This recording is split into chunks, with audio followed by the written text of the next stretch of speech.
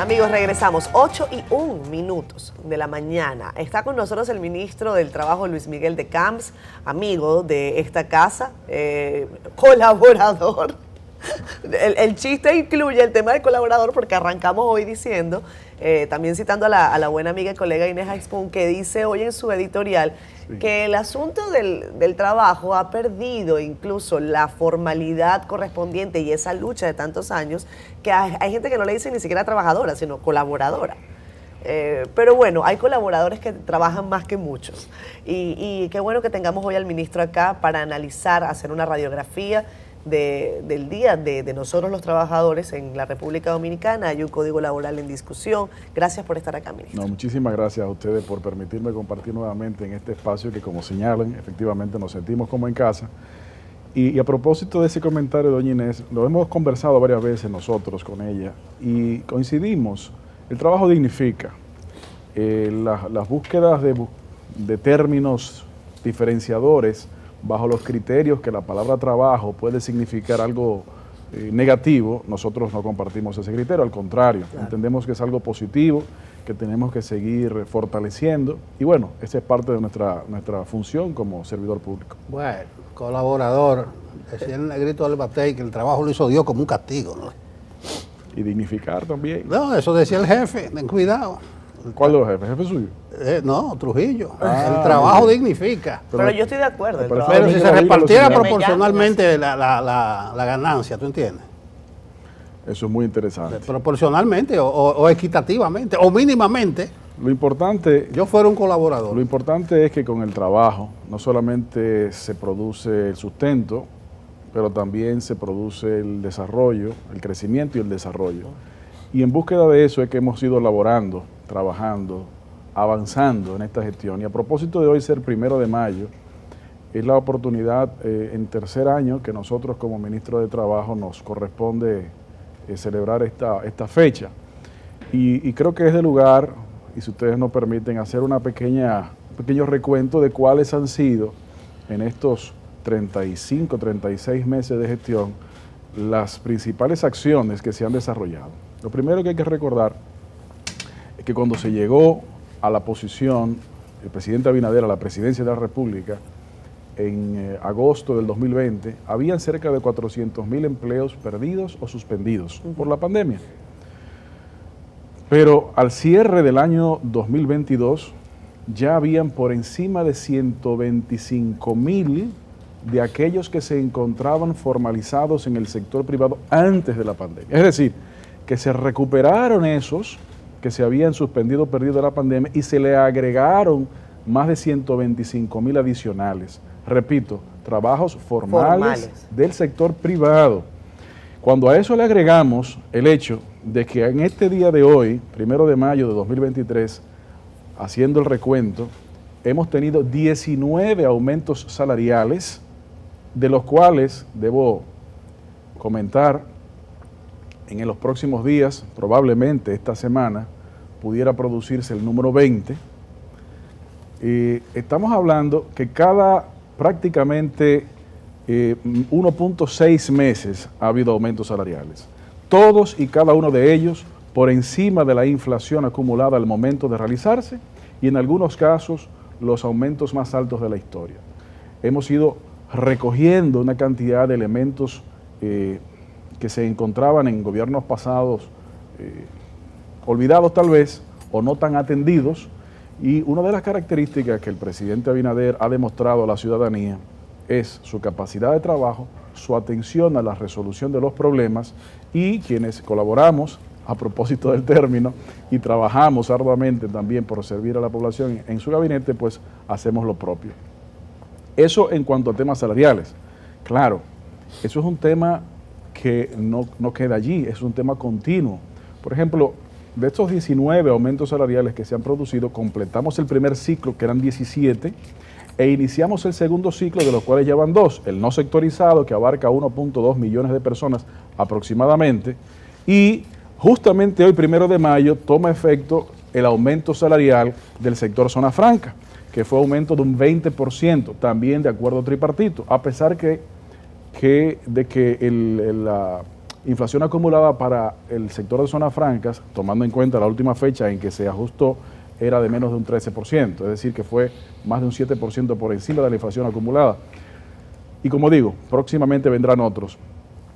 Pero esta segunda ronda de revisiones salariales estaban históricamente pautadas para hacerse más adelante. El gobierno adelantó la convocatoria de revisión salarial precisamente porque estamos comprometidos con el objetivo de no dejar que los salarios puedan retrotraerse a las posiciones de poder adquisitivo que se encontraban antes de los aumentos que produjimos en el 21. Entonces, vamos produciendo mejoras en el salario real y con el aumento que se produjo del no sectorizado en marzo del 2023, es el punto en la historia en el que los salarios mínimos se encuentran más cerca de cubrir la canasta básica familiar, por lo menos del primer quintil. Obviamente, la ruta vamos a seguirla desarrollando y por eso hemos planteado y reiteramos que la ruta hacia el Pacto Social de Salarios y Trabajo Decente, pues debemos seguirla trazando. Antes de que salga de los salarios, algo que depende exclusivamente de ustedes, el empleado público, ¿no contempla un aumento del empleado público? Cuando usted dice de ustedes, permítame hacer la aclaración. No, el gobierno, lo que pasa es que eso público, 19 aumento del comité de salario. Exactamente. El que pone el dinero ahí es el empresario, público, el gobierno lo que pone la intermediación. No solamente pero la cartera del gobierno no se mueve, el empleado público que depende de ustedes. Hay empresas del sector público que se rigen por el Código de Trabajo, como por ejemplo el SENASA, por decir un caso, y hay otras más. Pero el empleado público Entonces, no le contempla un aumentico. El sector público corresponde al Ministerio de Administración Pública. Dicho eso, tenemos que recordar que ha habido aumentos en el sector público en los médicos, ha habido aumento en los policías, ha habido aumento en los militares, ha habido aumento en los profesores, todo eso del sector público. Claro, falta y se está avanzando en esa dirección. Y uno de los ejemplos más evidentes son estos, por ejemplo, 4 elementos de trabajadores del sector público que se han avanzado grandemente. Entonces, sí, también allí el gobierno está trabajando en esa dirección. Pero en lo que corresponde fundamentalmente al Ministerio de Trabajo, que su competencia es del empleo que se regula por el Código de Trabajo, pues entonces hemos ido avanzando en esa dirección. Y repito, todo ello en la construcción de consensos y, porque es muy fácil tal vez plantear consensos cuando los montos no son más que ajustes. Pero la realidad es que no han sido simplemente ajustes, han sido ajustes y aumentos. Y eso, sencillamente, tenemos que decir que ha sido una de las políticas fundamentales de la protección al trabajador dominicano del gobierno del presidente Luis Abinader. Ministro, ¿cuál es el orden ahora y el criterio para esta fase que es la discusión de los otros salarios, los sectorizados?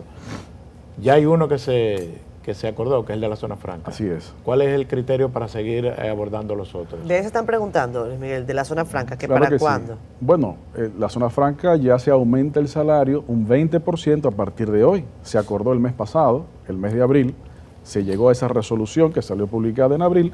Por lo tanto, la quincena que comienza hoy, 1 de mayo, ya debe aplicársele ese aumento del 20% a los trabajadores del sector de zonas francas. Además de ese, ya también está muy avanzado el salario del sector hoteles, bares, restaurantes, etcétera, lo que se le conoce como el salario del sector turístico, que realmente no es turístico, realmente es hoteles, bares, restaurantes y zonas francas. Pero bien, ese salario está muy avanzado en las discusiones dentro del Comité Nacional de Salarios y entendemos que en los próximos días, tal vez tan pronto como esta misma semana, pudieran anunciarse algunos acuerdos. Los números tienen que definirlo, el Comité de Salarios, pero las informaciones que tenemos es que va bastante bien. Ministro, Además de ese, perdón, sí. repito, estos 3 salarios, es decir, no sectorizado, zonas francas y turismo, las resoluciones de esos salarios vencían en julio, en septiembre y en diciembre de 2023 respectivamente. Pero el gobierno los adelantó. Los otros salarios sectorizados, que ya corresponden a grupos de trabajadores más reducidos, pues tienen menos, en algunos casos, menos de un año de haberse tomado. Por ejemplo, el de construcción fue justamente en mayo del año pasado. Es decir, hay todavía salarios que están bastante presentes. Ahora, eso no significa que eso se va a olvidar, no. Con la misma diligencia que se ha abordado los demás salarios que ya se han ido acordando, con esa misma diligencia se va a seguir abordando los demás, para que todos los trabajadores puedan beneficiarse y obviamente con un acuerdo que permita la sostenibilidad del mantenimiento y la creación de empleos. Ministro, acá nos preguntan, por ejemplo, porque dijimos que íbamos a estar revisando comentarios de la audiencia, que aprovechen y nos escriban en Facebook Live, también en Twitter. Dice, usted ya lo había comentado más o menos el tema de los trabajadores públicos, pero él lo leo. Para el ministro, ¿por qué tantos sueldos de 10,000 pesos en el Estado si saben que eso no da para comprar ni siquiera el arroz de un hogar? Su respuesta, por favor, para el señor Federico. Sí, como le comentábamos, efectivamente, el tema salarial ha ido avanzando en una dirección correcta y una velocidad acelerada. Ahora, en el ámbito del sector público, nosotros, respetuosos de las competencias institucionales, tenemos que señalar que el tema pues no corresponde directamente al Ministerio de Trabajo, a pesar de destacar de que sí ha habido aumentos en diferentes tipos de empleos del sector público. Y cuando mencionaba hace un momento los aumentos de empleos, es decir, de la cantidad de empleos, cuando se les agrega las mejoras en los salarios, y repito, formales del sector público, tenemos que señalar que es una combinación de cantidad de empleos y calidad del empleo. Y hablando de cantidad y calidad, por ejemplo, ahora justamente esta semana que terminó, se concluyó la Feria de Empleo del Ministerio de Trabajo número 297. Es decir, que en la gestión hemos hecho ya hemos hecho 297 ferias de empleo. Esto significa que hay prácticamente una feria de empleo cada 3 días. Y esto ha sido desarrollado en todo el territorio nacional. Solamente en el año 2022 se crearon 89,000 nuevos empleos, de los cuales el 38%, casi 34,000 de esos empleos, son ocupados por jóvenes. Estas ferias de empleos que desarrollamos están dirigidas con mayor enfoque a jóvenes y mujeres. Esto evidentemente ha comenzado a verse en estos números que acabo de mencionarles en el año 2022. Y estamos desarrollando el programa también de empleabilidad juvenil, en donde llegamos a acuerdos con empresas que tienen X cantidad de vacantes y en donde el ministerio les suple una parte del salario, la mitad del salario de esos nuevos trabajadores jóvenes de 18 a 35 años para que puedan tener esa experiencia, y la experiencia ha sido que cumplidos los meses de compromiso, el trabajador se mantiene como tal en la empresa.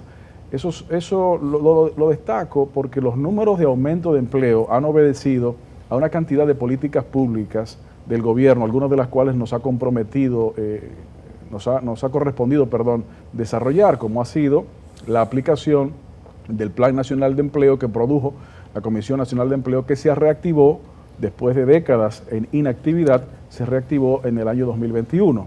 Eso además de otras medidas económicas que el gobierno ha ido produciendo. En definitiva, en materia laboral se ha ido avanzando de manera ágil, consensuada y sostenida.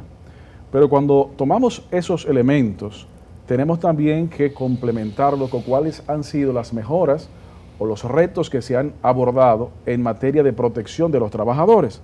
Y tenemos que decir, por ejemplo, en ámbito de la seguridad social, hemos hecho también una serie de inclusiones a las coberturas. Lo primero que hay que recordar que en el 2020, más de 2 millones de nuevos dominicanos, es decir, de nuevos afiliados, trabajadores, fueron incluidos en la cobertura del Seguro Nacional de Salud SENASA. Pero luego de eso, a partir del 21, una serie de nuevas coberturas de salud, como por ejemplo, la atención renal integral se encontraba fuera de la cobertura de la seguridad social y se logró consensuar para incluirla. Pero también se incluyó la mastectomía preventiva. Cuando una persona tiene una alta propensidad de sufrir de cáncer de mama, ya puede someterse a un proceso que los médicos entienden prudente y está cubierto por la seguridad social. Pero aquellas personas que han sufrido un cáncer de mama y han tenido que sufrir una mastectomía, antes no se encontraba incluido la reconstrucción mamaria, ya sí. Además de eso, ha habido aumentos, por ejemplo, sigo en salud, ¿no? Por ejemplo, en la cobertura de 1 millón de pesos que había de cobertura de alto costo, se duplicó, es decir, sin un 100% a 2 millones. Eso en salud, por decir algunas cosas. En ámbito de riesgos laborales, Señores, cuando nosotros llegamos, habían pensiones de discapacidad o por discapacidad causadas por accidentes de trabajo de 620 pesos. Ahora logramos, hace ya más de un año, por consenso tripartito, aumentar eso en más de 1.200%, subiéndolo a un mínimo de 8.000 pesos, de 620 pesos, cosas que se encontraban olvidadas. Pero si pasamos al tema pensional, ¿qué hicimos en el 2022? Logramos también un consenso en donde más de 28.000 familias lograron beneficiarse para poder retirar de manera anticipada más de 7.500 millones de pesos de cotizaciones que los trabajadores y sus empleadores habían hecho a estas cuentas. Familias que tal vez no iban a poder beneficiarse de una pensión. Al mismo tiempo que eso hemos logrado, también hemos logrado que este gobierno ha sido el que más cantidad de pensiones solidarias ha emitido en la historia. Pero si a eso le agregamos el hecho también de los aumentos de cobertura de los subsidios y una visión integral de que, a propósito del primer comentario que hacía Catherine sobre la idea de doña Inés, de que el trabajo dignifica, todo el trabajo dignifica, y entre ellos el trabajo doméstico. Justamente hoy, 1 de mayo, se inicia el proceso formal de registro, no solamente en el Ministerio de Trabajo, sino también en una sola plataforma unificada en la Tesorería de la Seguridad Social del trabajo doméstico, en donde una trabajadora, por ejemplo, que podía estar en estado de gestación, cuando solicita su licencia, antes tenía que prácticamente olvidarse del empleo, porque a través del empleador no podía cubrir 2 salarios al mismo tiempo. A través de la formalización del trabajo doméstico, la trabajadora va a poder recibir su salario porque el empleador recibirá el subsidio que le permitirá contratar esos subsidios de maternidad, por ejemplo. Y así sucesivamente hemos ido desarrollando una política de inclusión laboral, de respeto a los derechos humanos, que son también derechos fundamentales laborales, en un ámbito y un abanico de áreas que evidentemente se ha avanzado. Claro, todavía no hemos concluido, todavía tenemos que seguir avanzando, pero al ritmo que vamos, con los objetivos y los logros que se han materializado, y sobre todo la manera en lo que se han materializado, es la ruta de la confianza que el gobierno del presidente Luis Abinader ha caracterizado su gestión. Bueno, todo eso está bien. Hágale caso a Federico, que habló del empleado público. Sí, sigue preguntando acá, ¿al personal administrativo del sector público para cuándo? No, que le ponga atención a eso. Todo lo que usted dice está bien, pero recuérdese que los empleados públicos son más de 600.000. Y lo que usted mencionó sobre la base de huelga y de presión, médicos, maestros, son una ínfima parte, nada más de lo que tiene el ayuntamiento y obra pública echando días, lo duplica. Ponga la atención al salario general del empleado público. El Ministerio de Administración Pública, el Ministerio de Hacienda, le comunicaremos esa información que ustedes nos dan. No, y por eso yo hablé del gobierno, porque correcto, eso se le toca a ustedes, porque en el diálogo tripartito ya otra cosa. Entonces, pero con mucho gusto. Ojalá que se avance también en la modificación, lo que usted dice está muy bien del área de salud, la modificación del 8701. Dice la comisión bicameral que ya le está dando los toques finales, pero eso sigue pendiente. Como sigue pendiente lo del pacto laboral, lo del código de trabajo, del 92, Lupo Hernández Rueda y esa gente. Profesor Alburquerque. Sí. Yo decía al principio que la cesantía es al código laboral, lo que son las 3 causales al código penal. Usted dice que está en 87% el avance, pero pueden llegar al 99% y está el nudo de la cesantía. ¿Hay alguna estrategia en esa discusión? Bueno, creo que en este mismo espacio hemos señalado, y con mucho gusto repetimos, que hay un acuerdo en ese sentido, tripartito, en que no se puede eliminar la cesantía. Lo repito, hay un acuerdo tripartito, trabajadores, empleadores y gobierno, en que la cesantía no se elimina. Dígaselo a la patronal en esa cámara. Dicho eso, no, dígaselo a la patronal. Lo dijo 2 veces. Decimos. Sí, ahí la patronal. Decimos, pero no lo tengo que decir, ellos lo dijeron. Le puedo conseguir una copia del periódico El Caribe, que usted conoce muy bien, en donde se puso un titular grandísimo, en donde el coronel dice eso que estoy yo repitiendo simplemente. Pero parece que usted no lo leyó ese día. Entonces, bueno, lo que nos siguiendo con su pregunta, por eso le digo que se lo diga a la patronal en esa cámara. Siguiendo con su pregunta. Porque no hay acuerdo. Bueno, siguiendo con su pregunta. Sí. Fuera de ese elemento, hay muchísimos avances también. Yo sé. Entonces, por eso te esos mencioné avances- el símil con el Código Penal. Pero no, yo- 22 años tiene el Código Penal y cuando Esos llegan a las avances- 3 causales se frena. Esos avances, me parece a mí, que deben ser no solamente acordados como ya han sido acordados, sino acometidos, es decir, producidos y formalizados, que puedan lograr también, por ejemplo, uno de los objetivos fundamentales de la modernización del código que hemos acordado y que hemos ido trabajando para lograr esos acuerdos es la reducción de la sobrejudicialización de las relaciones laborales, en donde no conviene ni al empleador, pero tampoco al trabajador, o al revés. Muchas veces los trabajadores son a veces engañados por algunas acciones que pues no necesariamente están realmente a favor de sus intereses.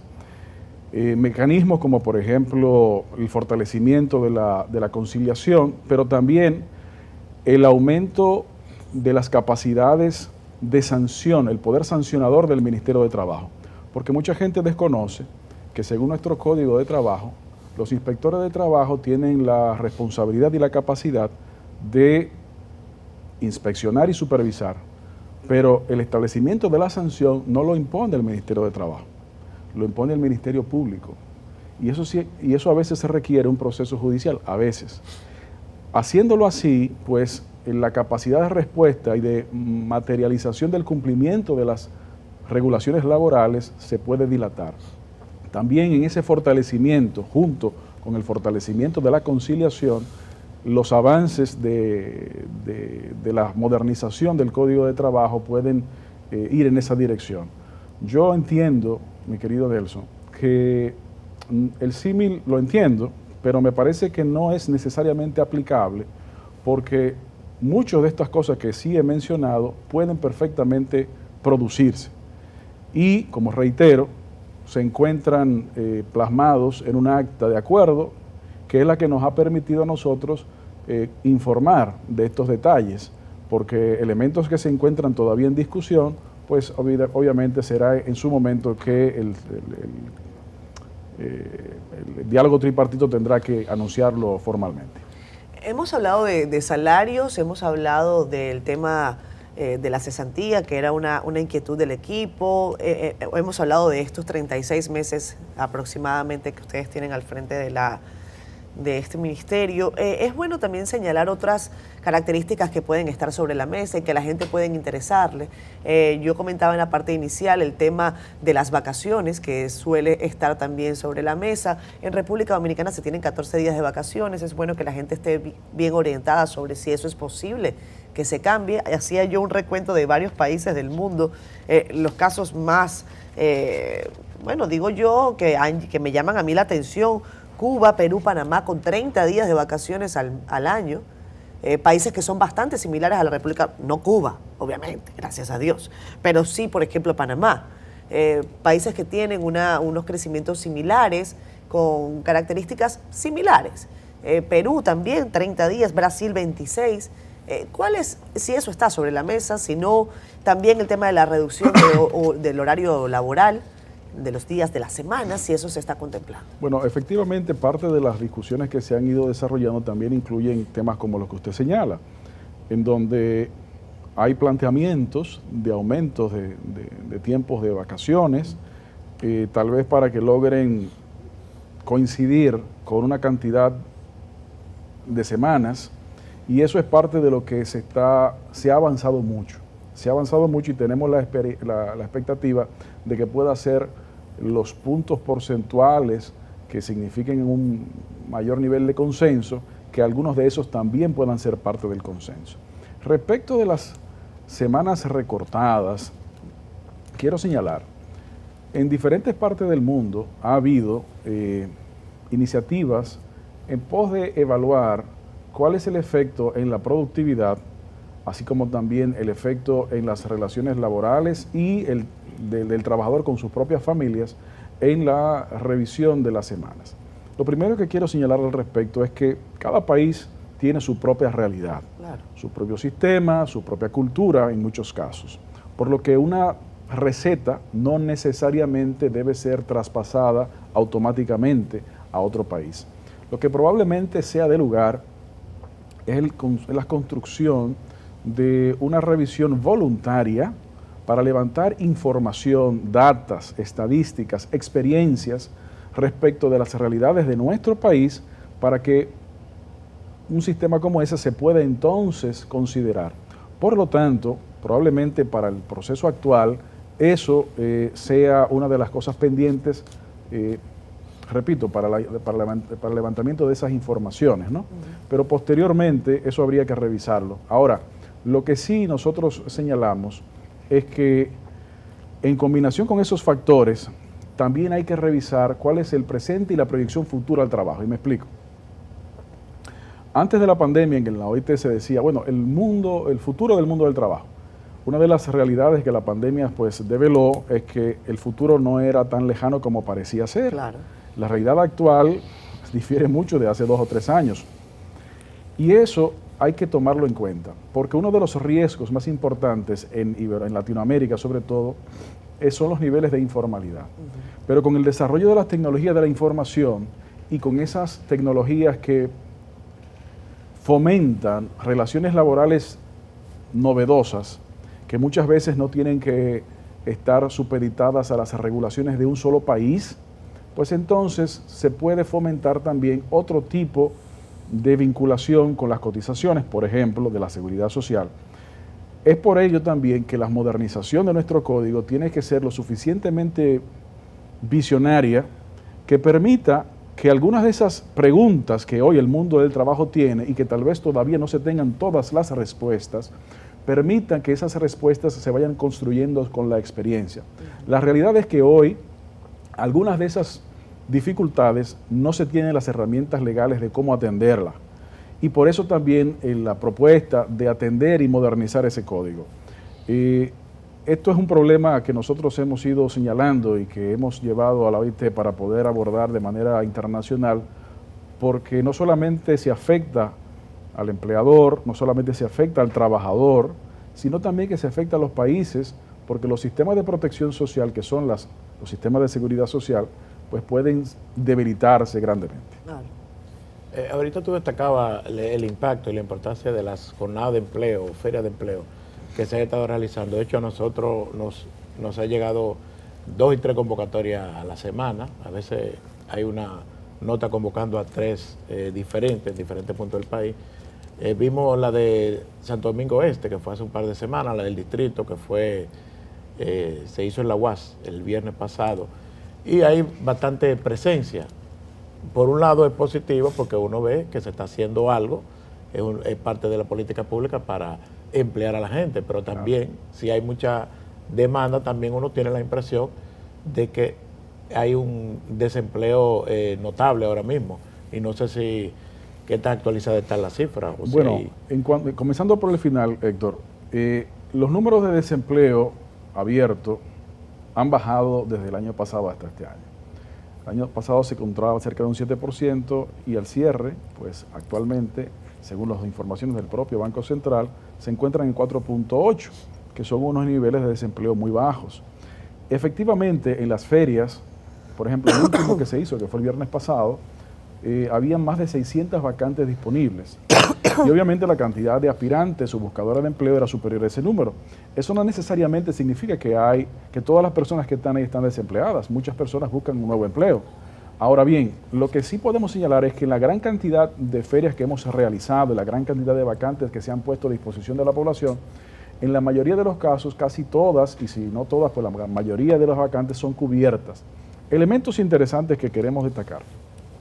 Por ejemplo, el mes pasado hicimos la primera feria incluyendo empleos verdes, en donde hay que tomar eso en cuenta porque es también una de las nuevas realidades. Por ejemplo, en República Dominicana hay cerca de 400 posiciones de empleos formales que tienen la vocación de transitar hacia empleos verdes. Pero también desde hace varios meses a la fecha nos hemos ocupado para que esas ferias de empleo sean también inclusivas, con atención a personas que puedan sufrir algún tipo de discapacidad. Y eso es parte de la función de la no discriminación. Entre la ruta del empleo que se ha ido desarrollando dentro de la sombrilla del programa República Dominicana Trabaja, las ferias de empleo, mencionaba el elemento del empleo juvenil, las ferias de empleo y la intermediación a través de la plataforma de la Bolsa de Empleo.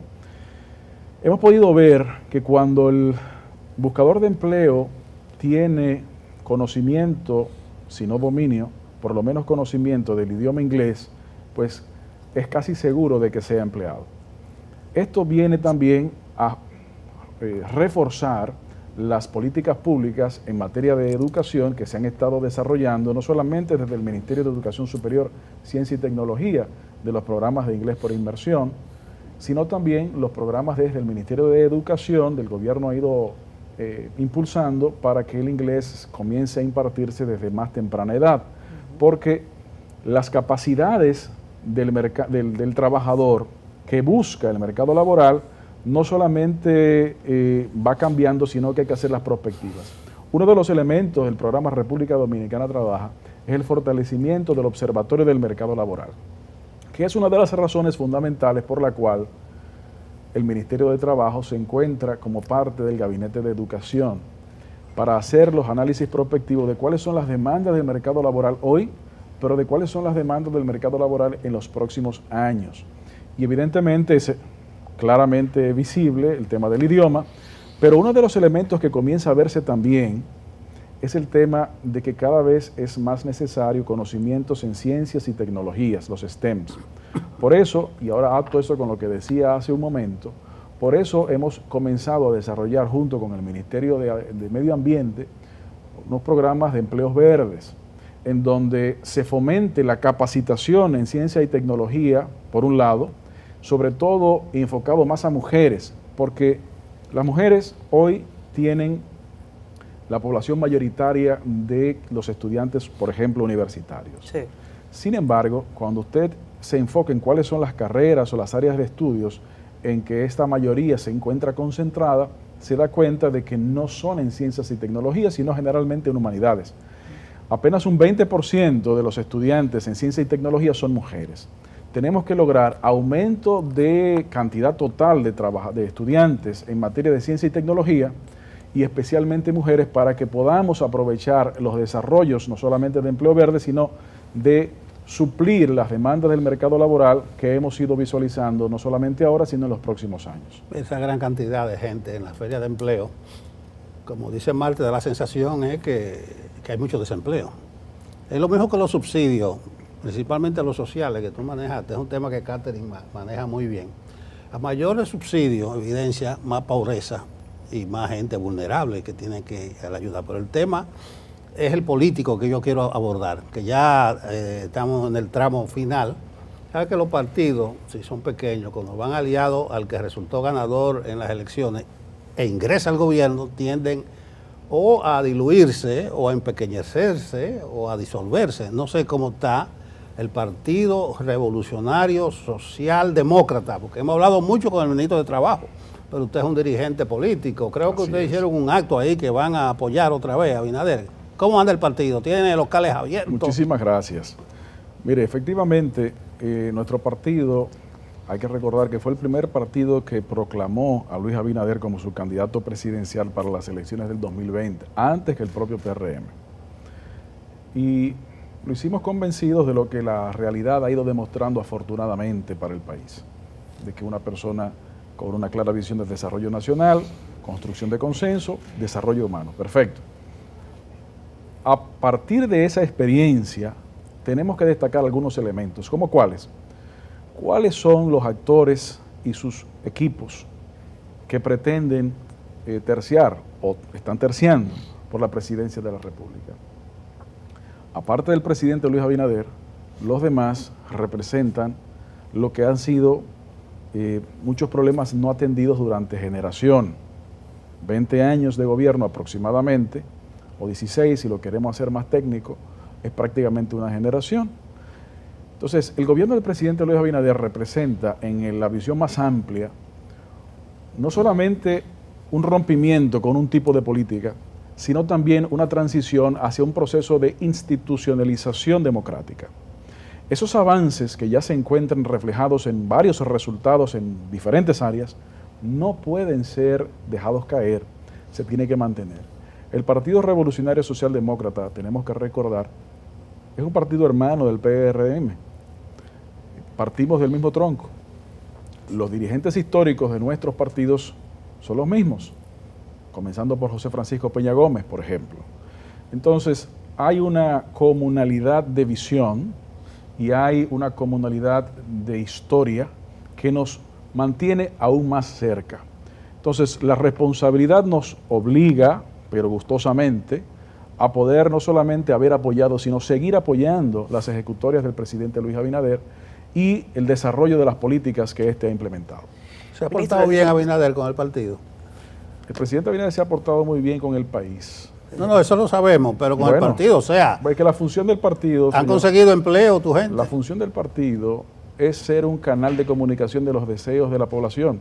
Y si el presidente se ha portado bien con el país, pues obviamente se ha portado bien con todos los partidos. Está poético eso. No, eso no es poético. Ministro, hoy yo no puedo dejar de preguntarle, se acabó la entrevista, pero hay una manifestación en proceso.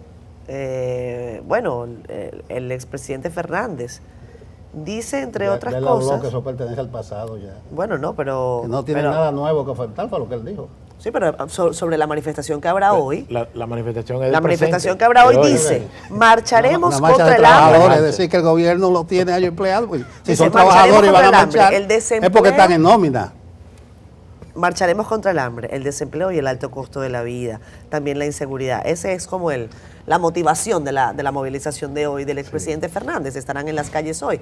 Bueno, lo primero que hay que señalar es que los niveles de empleo son más altos que los que se encontraban antes de estar este presidente gobernando el país. Decía que los números oficiales arrojan cerca de un 4.7%, 4.8%, que es prácticamente pleno empleo. Lo segundo que hay que señalar es que están haciendo la política, están queriendo ocupar un espacio que no pudieron ni lograron ocupar mediante fueron gobierno, porque muchos de los ejemplos que mencionaba yo hace un momento de las mejoras en diferentes áreas, no solamente de salarios, sino también de seguridad social, no fueron atendidas en los gobiernos de esas personas. Es más, si usted observa los últimos 8 años del gobierno de Leonel Fernández, usted se da cuenta que el salario real se mantuvo estático, no subió. Y eso es importante, pero no solamente porque lo digamos nosotros, sino porque los trabajadores lo saben, los trabajadores lo están viviendo. Pero cuando agregamos eso al hecho de que, bueno, el presidente Fernández está en un proceso de campaña, ha querido vestirse con un ropaje que no pudo llenar en su gestión por diferentes razones y ahora tampoco le luce. Pero afortunadamente el país eso lo ve claramente y entiendo que no va a poder lograr deslucir cuáles son los efectos de las políticas del gobierno de Luis Abinader que se están haciendo y que se continuarán desarrollando. Bueno, gracias al ministro del Trabajo, Luis Miguel de Camps, por acompañamos hoy en el Día del Trabajador. De Camps García. Gracias, ministro. Es otra cosa. Saludos a su equipo que también está trabajando. Yo siempre tiendo a reivindicar a la madre que si tú lo ves bien y lo enderezas, esa fue la que aportó mucho. ¿Cómo está la Eso doña? dicen también los judíos, por ejemplo, se garantiza que son judíos dependiendo de la madre, a diferencia de los musulmanes que depende del padre, porque ahí sí hay seguridad. Claro, bueno, gracias, ministro, muy bien, por gracias. desprenderse. Usted sí cree que el trabajo dignifica. Mire, usted está trabajando hoy. Y ustedes también. Sí. Me siento dignificado de haber compartido esta sesión de trabajo con ustedes. Gracias, ministro. Gracias.